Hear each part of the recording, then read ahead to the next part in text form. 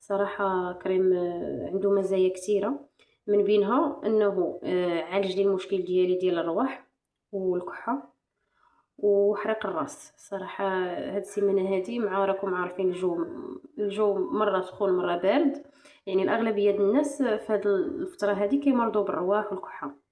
الطريقة ديال الاستعمال اللي درت ليه: في الليل درت ماساج في جبهتي النواظر والجبهة، درت ماساج ما بين 3 دقائق حتى ل 5 دقائق، ودرت واحد الزيف فوق راسي باش تسخن داك البلاصه مزيان تعطي نتيجه. ومن بعد درت عاوتاني في فوق نيفي، يعني ما ديروهش في وسط نيفكم، غير من الفوق. من الفوق درت ماساج عاوتاني خفيف فوق نيفي حتى دخل داك الكريم مزيان صافي. وجيت عاوتاني لصدري حيت كانت فيا الكحه، صدري عاوتاني درت ماساج مزيان في الصدر، ودرت واحد الفويطه سخونه فوق صدري وتغطيت مزيان ونعست. يعني خصكم ديروه حتى تجيو تنعسوا باش كيعطي واحد النتيجه زوينه.